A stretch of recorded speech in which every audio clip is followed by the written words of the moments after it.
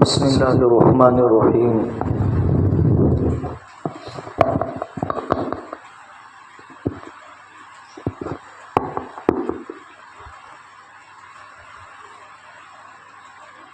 ہمارے حلقے میں ہمیشہ یہ بات دہرائی جاتی ہے، اعادہ کی جاتی ہے، تکرار کی جاتی ہے کہ دیوبندیت کسی فرقے کا نام نہیں ہے۔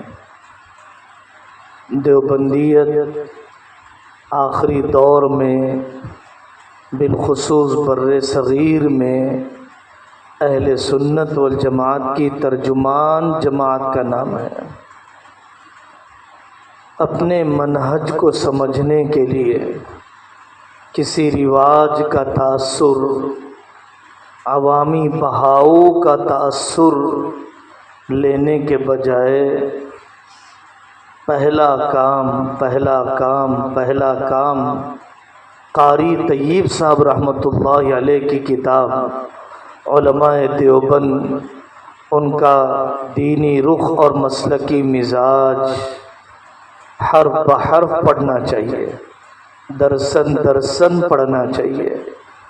اسی کا تتمہ ہے، اسی کا تکملہ ہے اہل سنت والجماعت اور اس کے عناصر ترکیبی۔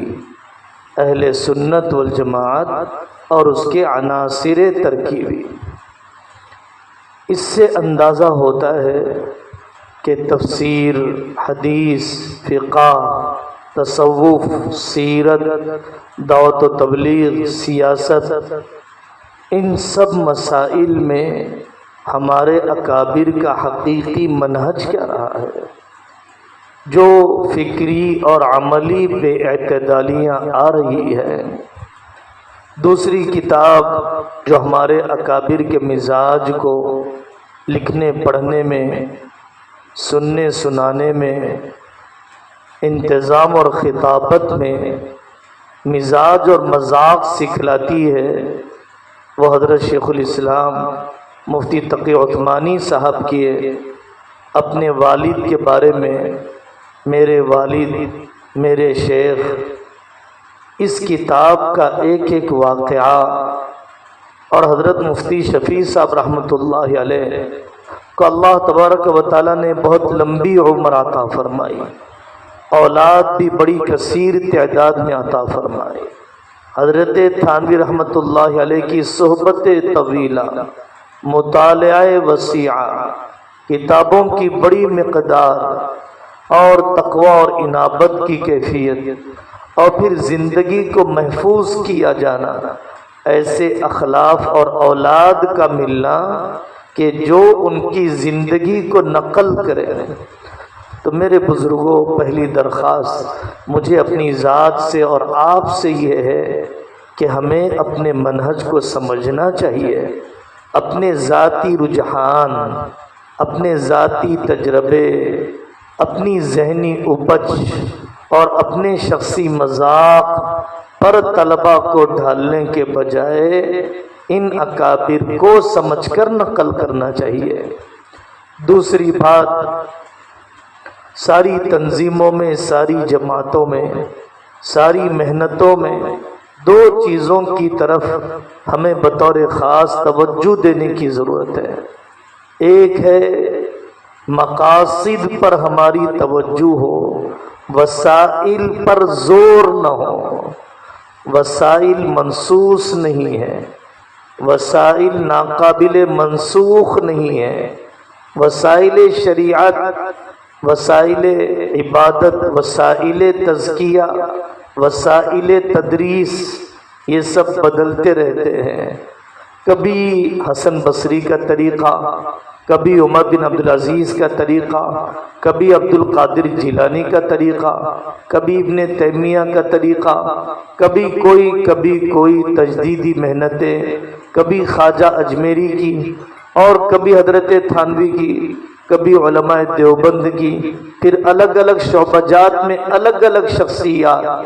ابو المحاسن سجاد صاحب رحمۃ اللہ علیہ جن کے نام پر مولانا منظور نعمانی نے اپنے بیٹے کا نام خلیل الرحمن سجاد رکھا، اور جن کے بارے میں منظور نعمانی جیسا شخص یہ کہتا تھا کہ میں ابو المحاسن سجاد کو سیاست کا مجدد سمجھتا ہوں۔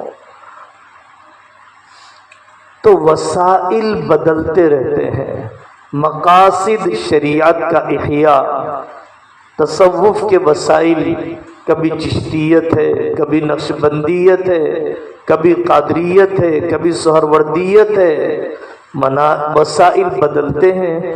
حضرت تھانوی رحمۃ اللہ علیہ فرمایا کرتے تھے اگر ابن تیمیہ میرے پاس آ جائیں تو میں ان سے کہتا تھا کہ ذکر بالجہر کرنا کیوں بدعت ہے، جب ایک طالب علم یاد کرنے کے لیے اذا السماء انفطرت اذا السماء انفطرت پڑھ رہا ہے، تکرار کر رہا ہے، تلاوت نہیں کر رہا ہے، حفظ کی کوشش کر رہا ہے۔ ہم جو ذکر بالجہر اور اشغال کرواتے ہیں حقیقت میں ذکر نہیں ہے، حضور قلبی کے پیدا کرنے کا وسیلہ ہے۔ حضرت مولانا انعام الحسن صاحب ہم 2007 میں سعودیہ میں 4 مہینے لگا رہے تھے۔ مولانا غزالی صاحب رحمۃ اللہ علیہ بٹکلی، جنہوں نے بہت بڑی صحبت پائی، عربی زبان پر اچھی قدرت تھی، ان کی جماعت بھی چل رہی تھی۔ مشورہ بہت لمبا چلتا رہا، اکثر ساتھیوں کی تکبیر اولیٰ بھی چھوٹی اور بعض کی جماعت بھی چھوٹ گئی۔ ہم فارغ ہو کر آئے، جب مشورے میں بیٹھے تو مولانا غزالی صاحب نے کہا بھائی کتنوں کی جماعت چھوٹ گئی، ہاتھ اٹھاؤ۔ ہاتھ اٹھایا تو کہا کہ اچھا سارے مشورے تو باجماعت نماز کے لیے تھے، سارے مشورے تو شریعت زندہ کرنے کے لیے تھے، یہ کیا ہوا کہ شریعت ہی ہم سے چھوٹ گئی؟ مولانا انعام الحسن صاحب فرماتے تھے جب وسائل مقاصد بن جاتے ہیں، جب وسائل مقاصد بن جاتے ہیں، جب وسائل مقاصد بن جاتے ہیں تو وسائل بدعت ہو جاتے ہیں۔ عرس کا رواج کیوں ہوا؟ صندل کا رواج کیوں ہوا؟ قبر پرستی کیوں ہوئی؟ تصور شیخ مقصود کیوں بنا؟ وسائل کو مقاصد بنایا گیا۔ اشاعت دین مقصود ہے، چندہ تو وسیلہ ہے، عمارت تو وسیلہ ہے، جلسے جلوس تو وسیلہ ہے، لیکن آدمی ان وسیلوں پر اتنی توجہ دے کہ لوازم تعلیم پر توجہ نہ دے، پختگی استعداد پر توجہ نہ دے، تکمیل نصاب پر توجہ نہ دے، فنون میں تجدید و تسہیل پر توجہ نہ دے، اپنی غیر حاضری کو جرم نہ سمجھے، فن میں ناپختگی کو جرم نہ سمجھے، مسئلے کے غلط بتانے کو اللہ کی یہاں گرفت کا ذریعہ نہ سمجھے، غیر مستند روایت بے حسی کے ساتھ سالہ سال بولنے کے گناہ کا احساس نہ ہو۔ اس نے وسائل کو مقاصد بنا لیا۔ ایک بات تو یہ ہے اور مضمون بڑا ہو جائے گا، حضرت علی میاں ندوی رحمۃ اللہ علیہ نے الفرقان میں ایک مضمون لکھا کہ کسی مجدد اور مصلح کو نبی کا مقام نہ دیا جائے، کسی مصلح کو نبی کا مقام نہ دیا جائے۔ میرے شیخ ہیں، بہت بڑے آدمی ہیں، میرا انفعیت کا عقیدہ ان سے ہے، لیکن نبی کا مقام نہیں ہے، ان کے ملفوظ احادیث سے اونچا مقام نہیں رکھتے، ان کی زندگی سیرت سے بڑا مقام نہیں رکھتی، لیکن کیا میں نے جتنے ان کے ملفوظ رٹے ہیں کیا اتنا حدیثوں کو پیش کیا؟ کیا جتنا ان کی زندگی کو بتلایا؟ کیا سیرت کو اتنے ہماجہتی پہلوؤں سے پڑھا؟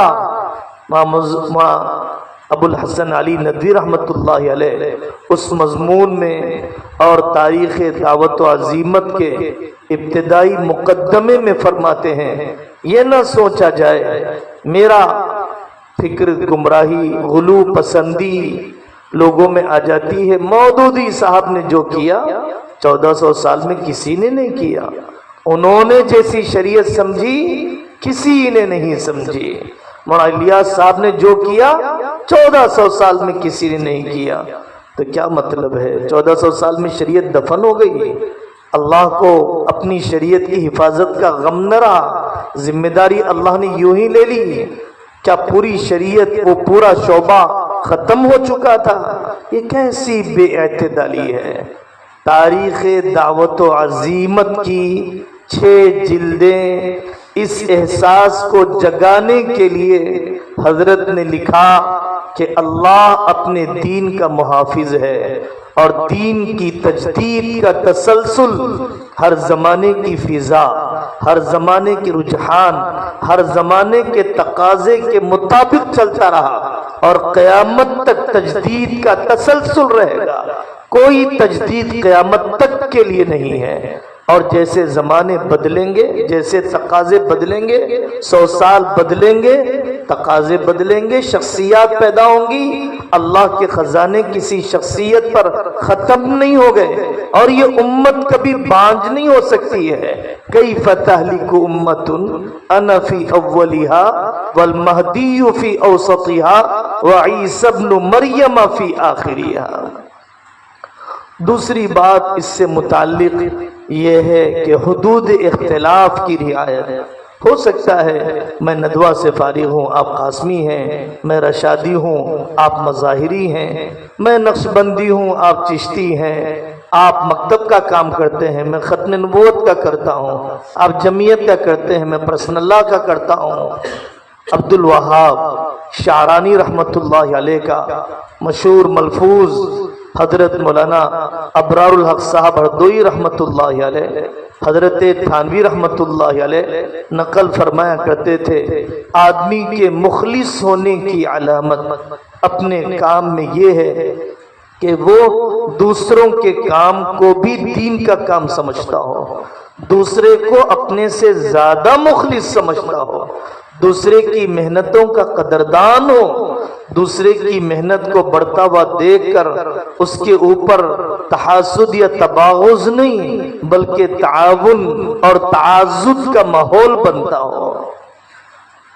مسلم لیگ کے ایک بنات والا صاحب بہت مشہور تھے، مولانا الیاس صاحب سے ملاقات کے لیے آئے۔ مولانا الیاس صاحب رحمت اللہ علیہ نے بہت لمبا واقعہ، 2 باتیں کہی۔ صاحب آپ ہمارے محسن ہیں، آپ نے سیاسی مسائل کو سنبھال کر ہمیں دعوت کے کام کے لیے یکسو کر دیا۔ آپ کے لیے میں دعا کرتا ہوں کہ اگر آپ نے کام نہ کیا ہوتا تو مجھے بھی اس کام میں اترنا ہوتا۔ آپ یہ لوگ چاپلوس نہیں تھے، مکار نہیں تھے، تملق والے نہیں تھے، تکلف والے نہیں تھے، خود نمائی والے نہیں تھے، بالکل دھلے ہوئے لوگ تھے، قدردان لوگ تھے، ظاہر و باطن کے تضاد والے لوگ نہیں تھے، خلوت و جلوت کے فرق والے لوگ نہیں تھے، بے ساختہ۔ حضرت علی میاں فرماتے ہیں، عبد الواجد بھائی عادل آبادی رحمت اللہ علیہ نے یہ واقعہ مجھے سنایا، پرسن اللہ کا ایک مسئلہ اٹکا ہوا تھا۔ حضرت ابو الحسن علی ندوی رحمت اللہ علیہ جا رہے تھے اندرا گاندھی سے اس وقت ملنے کے لیے، آئے اور مولانا انعام الحسن صاحب جو ان سے عمر میں بہت چھوٹے، کام کے اعتبار سے بہت پیچھے، حضرت نے دعا کی درخواست کی کہ حضرت ایک اہم مسئلے میں وزیر اعظم سے بات کرنے جا رہا ہوں، دعا فرما دیجئے۔ حضرت چلے گئے، 3 دن کے بعد آنا ہوا۔ جیسے ہی مرکز میں داخل ہوئے، حضرت جی مولانا انعام الحسن صاحب رحمۃ اللہ علیہ کے خادم نے کہا، حضرت آپ نے کیا ذمہ داری حضرت کو دے دی؟ میں 3 دن سے دیکھ رہا ہوں، نہ چین سے سوتے ہیں نہ راحت سے کھاتے ہیں، آپ نے کیا ذمہ داری ان کو دے دی ہے؟ اس قدر قدردانی، اس قدر دوسرے کی محنت کو عزت کے ساتھ دیکھنا، اکرام کے ساتھ دیکھنا، حصے دار ہونے کی کوشش کرنا، حدود اختلاف کی رعایت تبھی ہو پاتی ہے۔ کاندھلا میں جمعیت کا اجلاس بھی طے ہوا، تبلیغی جماعت کا اجتماع بھی طے ہوا۔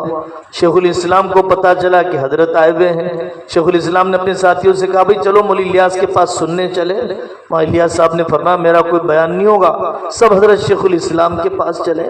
اجتماعات نہیں ہوئے، جلسے نہیں ہوئے، امت میں اتحاد رہا، امت میں جامعیت رہی، امت میں اعتدال رہا۔ اکابر کی زندگیوں کے ان پہلوؤں کو اچھی طرح پڑھنے، بار بار پڑھنے، اپنی خلوتوں جلوتوں اور اپنے بیانات کو ٹٹولنے کی ضرورت ہے۔ کسی اور رخ پر تو ہم نہیں جا رہے ہیں۔ حضرت تھانوی رحمۃ اللہ علیہ مسلم لیگ کے قائل تھے، شیخ الہند رحمۃ اللہ علیہ کانگریسی نظریات کے قابل تھے۔ حضرت تھانوی شاگرد ہیں، شیخ الہند تو استاد الاساتذہ ہیں۔ لوگوں نے شیخ الہند سے کہا اللہ اکبر، حضرت یہ تو آپ کا شاگرد ہے نا، اس کو کہیے اپنی رائے چھوڑ دیں، آپ جو کہہ رہے ہیں وہ کریں۔ تو حضرت شیخ الہند نے فرمایا میری رائے بھی تو وحی نہیں ہے، میری رائے بھی تو وحی نہیں ہے۔ حضرت مولانا سعید احمد خان صاحب مکی رحمت اللہ علیہ فرمایا کرتے تھے جو مشورے میں 2 مرتبہ رائے دیتا ہے میں سمجھتا ہوں وہ اپنی رائے کو وحی سمجھ رہا ہے، وہ اپنی رائے کو وحی سمجھ رہا ہے۔ آخری واقعہ استاد و شاگرد میں رائے کے فرق کے باوجود کیا قدردانی کا ماحول ہے۔ یونس عبد الاعلی، یونس عبد الاعلی امام شافعی رحمۃ اللہ علیہ کا شاگرد ہے۔ گفتگو چلتی رہی، شاگرد کی رائے الگ ہو گئی، امام شافعی رحمۃ اللہ علیہ اپنی بات سمجھانے لگے، شاگرد ناراض ہو گیا، ناراض ہو کے اٹھ کے چلا گیا۔ امام شافعی رحمۃ اللہ علیہ نے اس کے ٹھنڈے ہونے کا انتظار کیا، دروازے پر گئے اس کے اور جا کر دروازہ کھٹکھٹایا، اندر سے آواز آئی من بالباب۔ امام شافعی نے فرمایا محمد بن ادریس۔ وہ کہتے ہیں کہ سب محمد بن ادریس آئے، امام شافعی ذہن میں نہیں آئے۔ میں نے دروازہ کھولا تو استاد جی دروازے پر کھڑے ہیں، میں نے استاد جی کو دیکھا۔ امام شافعی رحمۃ اللہ علیہ نے فرمایا بھائی فرقتنا مسئلۃ واحدۃ وجمعتنا المسائل، تمہیں اور مجھے جوڑنے والے 50 مسئلے ہیں، ایک مسئلے نے ہمیں کیسے توڑ دیا؟ میں اور آپ وجوہ اشتراک کو دیکھیں گے، میں اور آپ وجوہ اتحاد کو دیکھیں گے، 1-2 وجہ انتشار کو نہیں دیکھیں گے۔ اس کے بعد امام شافعی نے فرمایا بیٹا جس تعلقات کے پل کو اتنے سال میں بنایا ہے اسے توڑ نہ دے، اسے توڑ نہ دے، ہو سکتا ہے کہ واپس آنا پڑے اور یہ تجھے پل نہ ملے۔ یہ کیسی زندگی ہے کہ آدمی کٹا پھٹا بن کر جی رہا ہو، اپنے آپ میں سکیڑ کر جی رہا ہو، انتہائی خودرائی پر جی رہا ہو۔ اللہ تعالیٰ امام معروف کرخی فرماتے ہیں اذا اراد اللہ بعبد شرا اغلق علیہ باب العمل وفتح علیہ باب الجدل، جب کسی بندے کی بدبختی کا وقت آتا ہے تو اس پر عمل کا دروازہ بند ہو جاتا ہے، جدل کا دروازہ شروع ہو جاتا ہے، جدل کا جھگڑالو مزاج بن جاتا ہے جب آدمی اللہ کے یہاں بے توفیق بن جاتا ہے۔ اللہ تعالی ہم سب کو فکر و عمل کی سلامتی اور اعتدال مقدر فرمائے، ہر قسم کی بے اعتدالی اور بد سلامتی سے اللہ ہم سب کی حفاظت فرمائے۔